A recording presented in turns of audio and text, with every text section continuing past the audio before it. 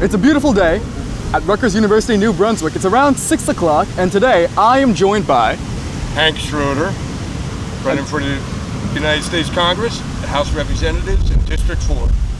Well, Mr. Schroeder, it is great to meet you. It's a pleasure. Now, tell us a little bit about yourself.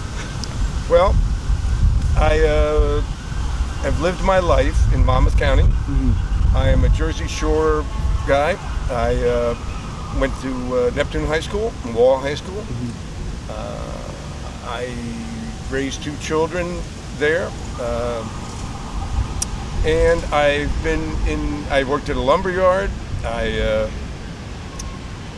was a bartender for 37 years. Wow. Yeah, actually it helped pay for my family and waiting on tables, so I was in the restaurant business 37 years. I worked as a grocery clerk. I've worked in delivering Domino's Pizza, which I still do from time to time. All right. It's my pleasure. And I've always had other jobs to get me through. And here I am. It is my 8th time running for office in the state of New Jersey.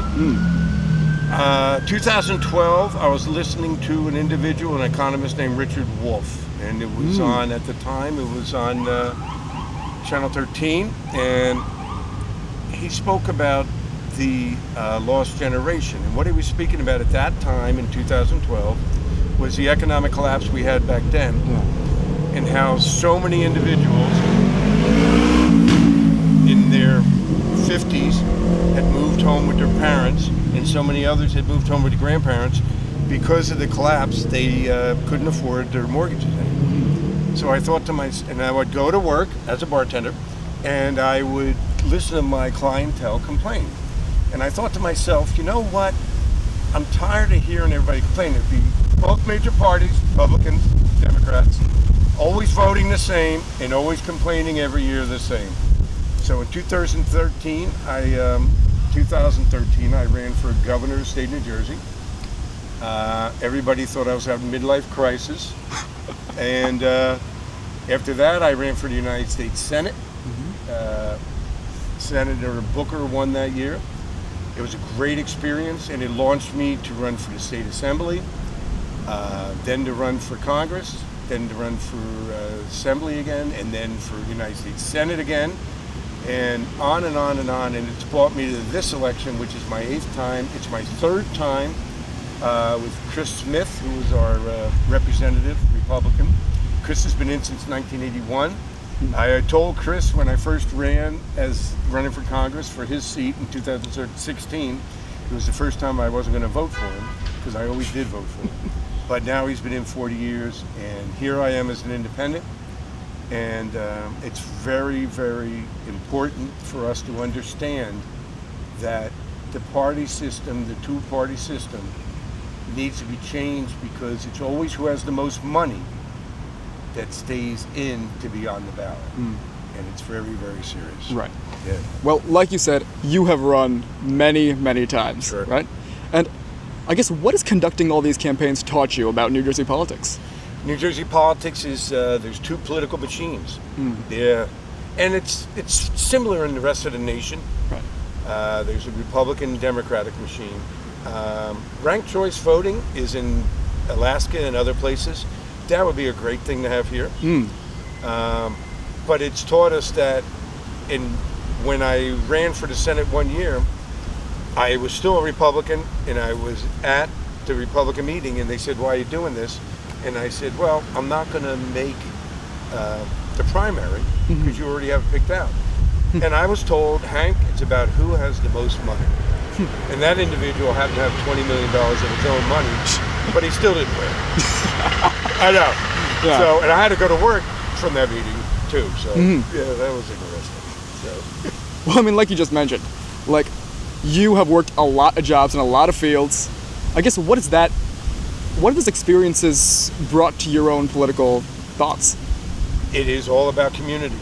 And you know, the old saying, all politics is local, is true. Right. And the problem now that I've really witnessed since 2015 is that the media, the digital media, has really taken over, where people aren't paying attention locally anymore. Right. It's all this one base. And what we have to remember now is, this goes way back, but in 1996, under a certain administration, the FCC, not the FCC, but for the communications, you weren't allowed to own more media outlets than a certain amount. That was eliminated actually by a Democratic president. And now today you only have 3 major outlets. And their whole job is divisiveness. Keep us divided. Because one's here, one's here. Right. I used to be able to have my Republican friends and my Democratic friends say to me, all politicians are crooked. Right. And that was great, because you grew up with that. Even though you knew the politicians. But now it's, oh no, my politicians aren't, and yours are, and my politicians aren't, and yours are. 2-party system, why I'm here as a independent. All right. Yeah. Well, I mean, you've spoken about the 2-party system, but Right. let's talk about your campaign. Sure. Now, if you could sum up your whole platform in just one sentence, what would it be? One sentence, egalitarian, which is inclusiveness of everyone. All right. Yeah. And when you say inclusive, what issues really speak to you? Major issues. People of color and women have been second-class citizens in this nation since its beginning. Even worse in the beginning, they were slaves, and it's time to change that. But it is systemic. Okay, it is systemic in our laws. We see that now with the Supreme Court rule on Roe versus Wade. How these states had those same laws in place to just reenact, to take more women's rights away. As far as the community of color, those same states that are going against abortion also don't include the healthcare system, the Obamacare. They don't take the money. So which only is an attack. There's not a war on the poor, but there's not a war against poverty. Excuse me, but there's a war on the poor. Right. Because you're holding all these people back. So we're talking about women. We're talking about people of color. Education's a major problem. Voting. People are having their voting rights taken away. They say they're trying to secure them. All that does is make it more difficult to vote. Right. We should make it easy as can be. And then we move on. The whole disability community is in trouble after Roe versus Wade, because you will see those that are disabled and all their benefits could gradually be taken away. Because we're going with a whole outlook. Basically, I'm not afraid to say it. The Republican Party has turned into a party of racism, bigotry, misogyny, and just on, and homophobia, xenophobia, and they're fueling it, and it's unacceptable to me, and I don't feel the Democratic Party has done enough. And then we go into corporate money, if you want to go into that. The corporate money has destroyed the political system. Now we go to Citizens United, which allowed corporations to be people. I don't know about you, but I've never known a corporation to say, I love you, Hank. You know what I mean? It's like, corporations don't love, they don't care. And so we got to turn that back. The problem is now all that money is in both major parties. They're not going to vote it out because they're getting so much money every year. And it's destructive, and we are in peril. So we really have a tough nut ahead of us to what we're going to do. All right. Well, look, you mentioned how strong these corporate party political machines are. Sure. Right? Not just at the state level, but at the national level. Absolutely. Right? I mean, Congress is dominated by these 2 parties. Oh my God. So I guess the question is, how do you find the energy and the strength to stand up against what some might consider an unbeatable force in politics?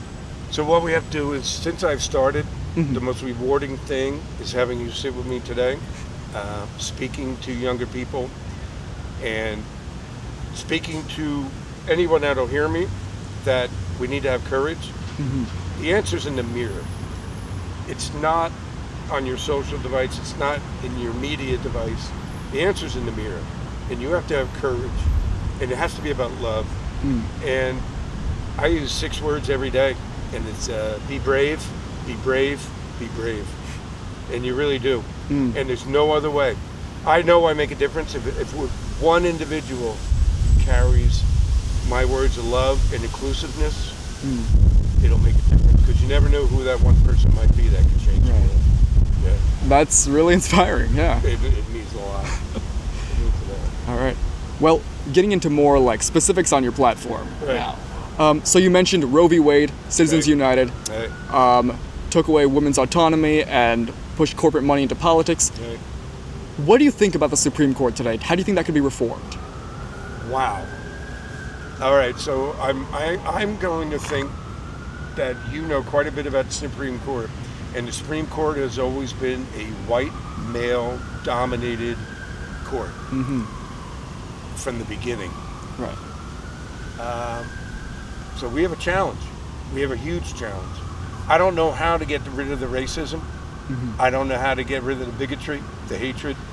It's all a control mechanism. How do we do that? Expanding the court? I don't know if that's good. Something happened in the Obama presidency. We were going to have more Supreme Court nominees by him. Somehow or another, this party, Mitch McConnell, outdid the Democrats for 8 years with getting anybody nominated. And it's a Republican fly. And then I don't know, and I'm not a Democrat either. And then, I don't know what to do. I don't think expanding it. We have a challenge. Right. I think it comes down to grassroots. We're sitting here. It comes down to community. You know, I want to love my neighbor. I want to care about my neighbor, no matter who you are. You know, and you know, another thing was we didn't mention the LGBTQ community. So important. Right. Oh my God, so important, because they're going to lose their rights by this Supreme Court and what's taking place. And these are all sisters and brethren of mine, along with everybody else that, like I told you, it's all inclusive. And love is unconditional. Right. And unless you have somebody running for office that says that, I don't think I'd vote for him. I really would. Yeah, that's why I'm here. And I know I get the messages about politics, but that's why I'm here. Yeah. I'm doing it again. Yeah. Well, like you said, it starts at the grassroots level. Yeah. But what can be done at that level, do you think? The main thing is speaking out. Don't be afraid. People are afraid to speak out now because of violence and threats. And there is an individual, and there are individuals that have joined this movement. I'm a big history buff. You guys might be too. We can go back to the Weimar Republic. Absolutely. And it was one of the greatest democracies in the world at the time. It was just being created. Chaos was the choice of those that took over, of the right-wing movements, of the movements that put in a totalitarian state, a authoritative state. It took a long time, though. See, this is the point. You know, it started in 1919, and it wasn't until 1933 that this one individual, who was just complete megalomania that came from hell, showed up. And they still come, and they're still here. And the only way to fight it is don't be afraid. You gotta have courage. You gotta speak out, and you gotta stand strong. And they're gonna use. It's already happening. You see throughout the country, because of violence and threats, people aren't going out to, like I'm sitting with you and things like that, because they're afraid for their families and everything. And it's there, and we shouldn't allow it. We shouldn't allow it. But there's a fever that certain people catch that is allowing this to happen. Why in history it happens? Not the first time. So I speak to you. You've got a very interesting time before you, and I hope that Absolutely. You and all your friends all step up, and your families, and my time will take its place. I plan on being elected. I plan on making a difference, and let's do it. You know, let's bring everybody in this together, and remember that the factions are out there that don't want that. They will intentionally create chaos and divisiveness to keep it divided. Those words are strong because it's in the media. Right. I mean, certain people sit in front, like that should be a train of freedom of speech. Yeah, but certain people sit in front of their media and they become indoctrinated with this hatred, bigotry, racism, homophobia, xenophobia. I can't say it enough. It's all those things, and there's no place for it in my America. Right. Yeah. Well, I just want to build off the Weimar analogy that you made earlier. Yeah. Right. Well, I mean, political violence, like you said, it's growing. A lot of people they're in despair. They feel a lot of hopelessness. Economic problems. Exactly. It's like a lot of people feel that this country is going nowhere, that it's in decline. Yeah. But your campaign seems to have a lot of hope to it. So I guess what do you say to people who feel like they can't change anything, that this country's doomed? Hank says tomorrow's looking great. It's all in our perception. Turn off. If you're watching something and they're telling you this group is the problem or that group's the problem, turn it off and look in the mirror more in the morning. And love yourself. Tell your family you love them. Go to your neighbor and say hello, even if they disagree with you.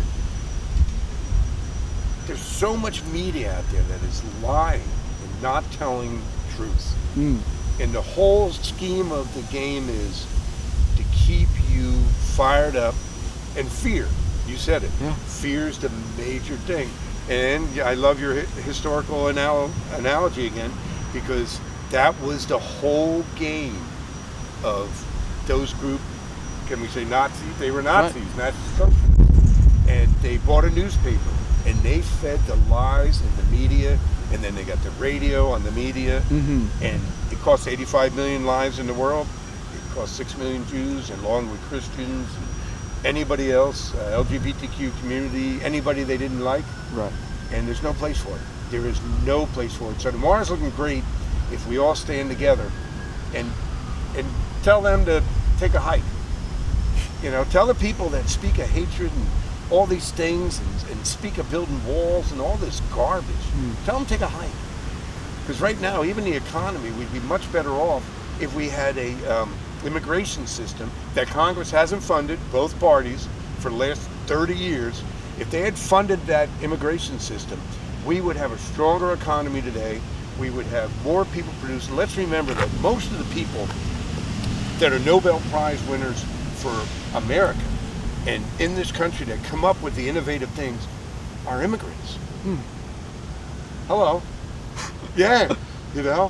It's like, maybe that's why I don't have a Nobel Prize, because I was born and raised here. So, I mean that seriously. It's all about love. Yeah. And love is the most important thing. Love is LOVE. You know what that is? That's looking on, very excited on what tomorrow can bring. Absolutely. Yeah. Yeah. Well, I mean, you mentioned immigration, right? Yeah. And I guess let's talk a little bit about foreign policy. Yeah. Right? Well, in terms of our relationship with Mexico, right, that has been very divisive, both in this administration, past administrations. Yep. I guess, what is your stance on immigration from Latin America in general? One of the biggest things we need to do in this country, and this really never goes over well, but I don't really care. And if I can get other people to join me, it's a big thing. We need to atone for our sins in this country. Okay? America's never been a democracy. It's been an apartheid nation. Okay? And the point I'm getting at is this. We went into South America. We went into Mexico. We fueled why they're all coming here now. All our corporations went in there and stole. They pillaged. We took their rights away. Same with Puerto Rico. Puerto Rico was self-sustaining land. We went in there and the corporations took over their land. We need to atone that we were wrong. Now, how do we do that? This is a massive deal, I gotta tell you. This is not something that can just happen. But through generations, and if we get that fire burning, we can make a difference. Mexico, we need to, they still haven't funded immigration. If they had funded it 30 years ago, we wouldn't have this issue.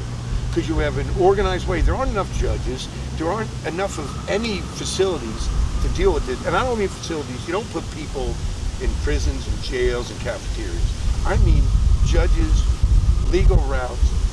We haven't funded it.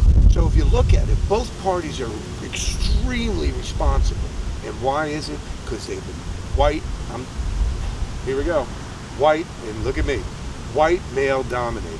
We need to speak out against it. I want more women. I want women to run the world because the males have been doing a really crappy job. I really do. It's true. Yeah. I have no problem with that. But it's an honor to be running, and that's why I'm here, to have these words. If I wasn't a candidate, I wouldn't be able to be here with you now. And I think it's important to have these words. Right. Yeah. Well, I mean, on the topic about foreign policy and problems started by men, yeah, we have the war in Russia and Ukraine. Sure. Right? What a challenge. Thoughts on that? Wow. That's a massive challenge. We always need to remember that we are at a higher risk now than ever of nuclear annihilation in the world. Not only because of that, but because of, with all the software, one little mistake and all things go.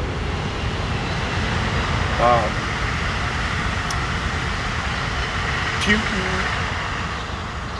when we talk about communism, a lot of people say, oh, you're a communist, you're a socialist, or this or that, to anybody. Russia's no longer a communist nation, it's a dictatorship. If you look historically, when Khrushchev was there, the Politburo got rid of Khrushchev. Right. Because they were a communist. So that's what the communist state is about. They pick their leaders, he rules, and they can get rid of them. And that's the way it worked.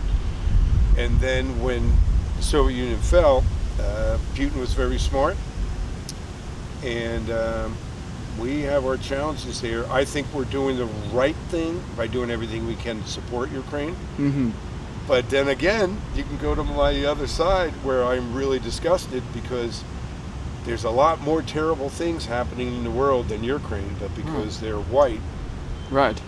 I mean, we have Yemen, we've got all Africa, we've got all these things that need our help.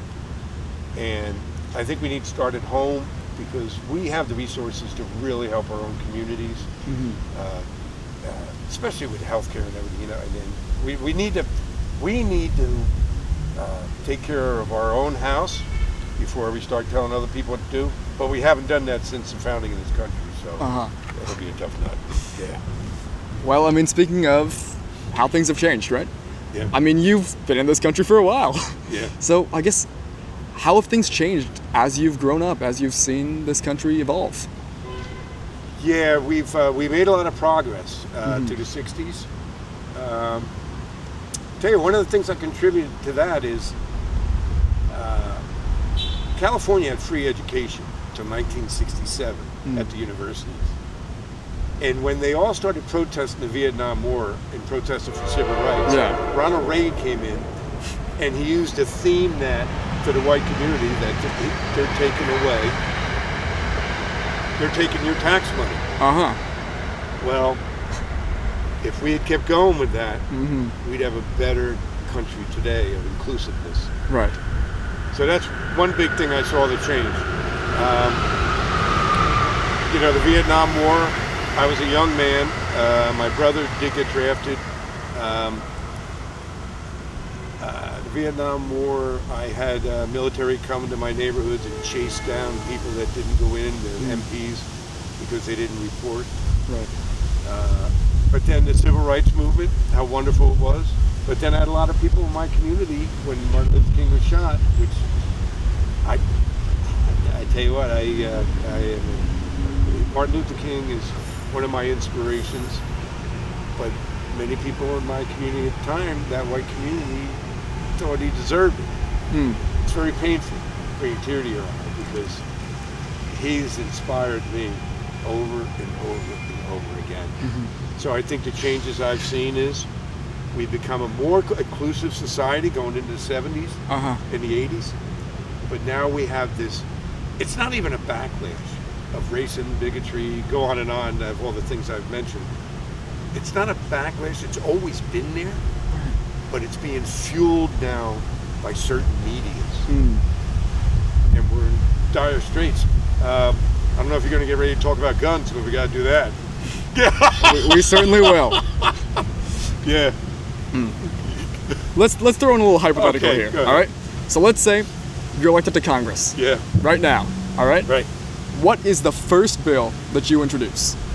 Wow. First bill, I'm really strong about this. I think the first thing we need to do is the Voting Rights Act reinstored and strengthened. They got rid of Article 5 from that, which now allows, and basically I need to say it, it's terrible to divide us, but it's those southern states that are taking away women's rights, southern states that have taken away the voting rights, southern states don't take the universal health care for the people in poverty. It's a whole intention of keeping people down. Right. And now they're voting, those states are in dire, we are in great trouble with the voting. We can't take it for granted. You know, in New Jersey, a lot of people are spoiled, and I have a lot of people sit on the sidelines and say, well, it'll work itself out. It's like, don't always depend on that. That's Weimar Republic again. Yeah. People thought it was going to work itself out. They laughed at the guy, and that happened. So I would say the voting rights, reinstoring that. The reason I say that is because if you have strong voting rights and make it stronger for everyone, you can vote in LGBTQ plus rights. You can vote in disability rights. You can vote in universal health care for everybody. But without votes, nothing else matters. And that's our biggest setback. Right. Well, I mean, you're talking about voting rights, you're talking about increasing participation in the political system, but obviously politics doesn't just end with elections. Right. There's a lot more to it. Like you said, grassroots action. Yeah. Right? What do you think can be done to mobilize more people to campaign, protest, fight for what they believe in? Wow. You know, I've marched in Black Lives Matter. I have marched in March for Our Lives. I've marched in women's rights movements.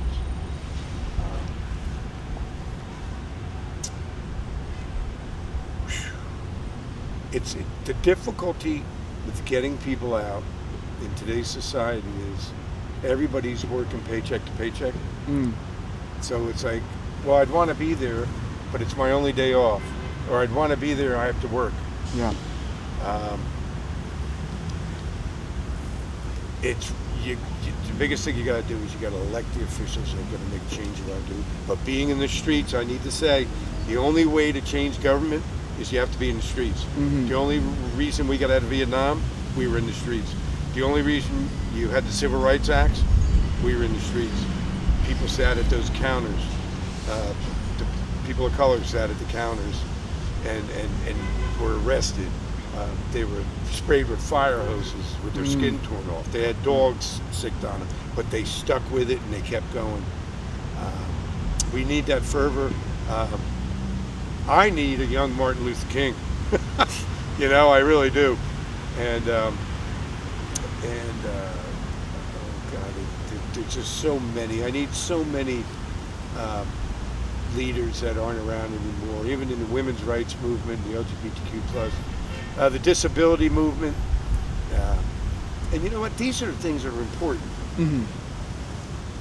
And when we have politicians that are appealing to, oh, they're trying to teach woke. Well, hello, woke means being aware of where we were and what happened. Right. So to me, it makes them sound like complete idiots, ignorant. And I saw one banner the other day at CPAC or whatever when I was watching it, and it was like, not woke, awake. You're not awake, you're sound asleep. And you're being misled. But that's hatred and bigotry and racism that blocks your mind. So you can't think squarely. Right. So we need people in the streets. There's no doubt. Constantly, all the time. It's the only way we're going to change. And we need to do it before authoritative government comes in.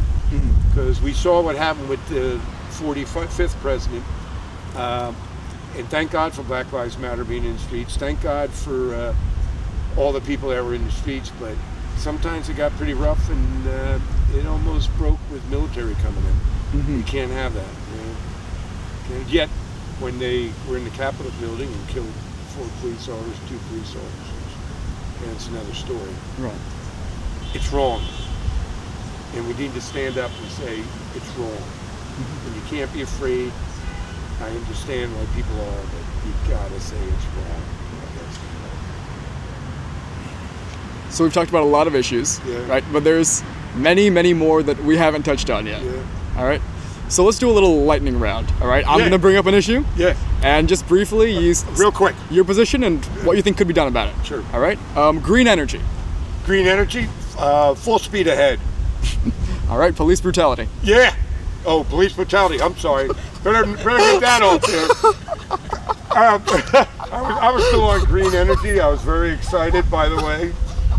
Police brutality. You know, we need better training of police officers. Very quickly, need more money for. I'm not talking about weapons and guns. I'm talking about psyche training. I'm talking about if you want to pay them more, but they need better training on social issues. Hey, I'm a bartender. I know how to walk up to a guy and ask him to leave the bar without punching him in the face. You know what I mean? Right. Yeah. All right. Gun control. Gun control. We have got to get rid of gun control. We need. There was the assault rifle ban. We had we had that. It worked. Both parties failed in getting it reinstated. We need it back. We need an assault rifle ban, and we need mandatory federal gun checks in every single state. And we need to stop the gun sales that are bringing massive amounts of guns into cities like right here in New Brunswick, Newark, other places. They bring them in, they hand them out, and it's wrong. Yeah. Legalizing marijuana. Legalizing marijuana, fine, bring it on. You know? Yeah. Yeah. I mean, the bad thing about New Jersey is corporations took it over. People should be, you want to grow your own weed, grow your own weed. I mean, really. I mean, come on. Yeah. That's more money that $40 million went into our state assembly here in New Jersey from the corporations. And I asked when I ran for the assembly where the $40 million went. Nobody knew. All right. Expanding public transport, trains, buses. Absolutely, across the board, but we're so antiquated here in New Jersey. We really got a long way to go. No. And it's going to take a lot of innovation, a lot of money, and everything we're speaking about takes sacrifice, and it takes courage. We said that. We got to have the courage to do it, and we can't think somebody else is going to do it. We all have to be involved together. All right. Foreign intervention like Iraq, Afghanistan. Oh, God, that was devastating to me when it began.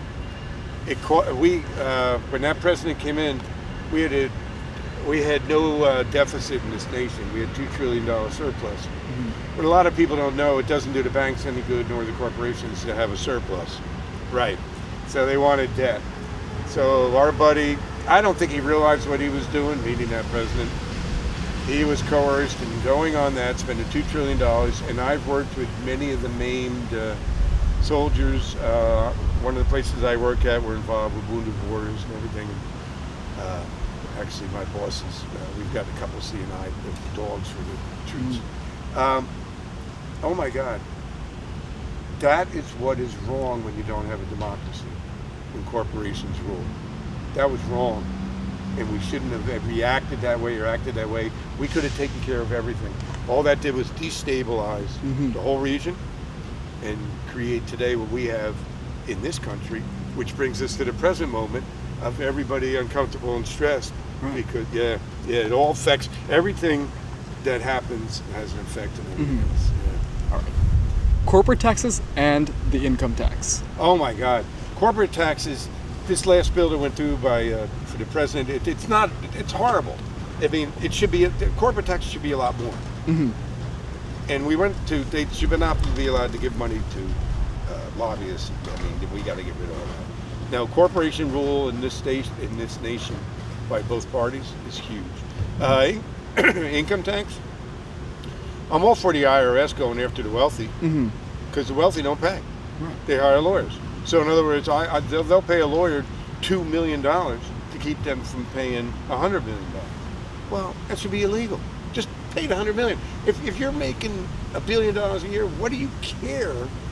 I mean, I don't know how much money I got in my pocket. It might be 10 cents or a quarter. Not a billion. But it's ridiculous. No, tax system in the whole nation needs to be revamped. And as far as I'm concerned, if you make under $50,000, you probably shouldn't even pay taxes. All right. I'll give you one last issue. Ready. Native American rights, tribal sovereignty. Oh my God, I love you. I really do. Nobody ever talks about that. It is so important. The number one genocide that America should be studying and teaching in the schools is the genocide of the native people of this land. This nation came in and committed genocide on those people and on our land, which we're suffering from today with bad water, bad, once again, corporations. Yeah. Everything was done in the name of corporations. The sovereignty, oh my God, there's so much more involved. And even when they have the casinos, those states are, I was going to say bleeping them, but they really are. I mean, it's like, it's just terrible. Yeah. And you know what? How do you change it? I think atonement is the greatest thing this nation can do, but you got a whole force out there of media that I would love it. Could you imagine if we got a media, the big guys, and they said, Hank Schroeder's talking about atonement. Could you imagine? And it's the truth, because it's what we need to do. If we're ever going to come together, it probably answers all your questions. If we atoned, we'd solve every single problem. All right. Now let's end this interview with a little bit more of a lighthearted question. Yes. All right. So, just choose from your entire life. Choose one piece of music, film, art that really affected you. Something that you could recommend to everybody. What would it be? All You Need Is Love by the Beatles. I think that fits your campaign well. You almost got me teary-eyed. Well, Mr. Schroeder, it has been a pleasure to talk to you. It's an honor. And I depend on everyone here to love. All right. Carry it on.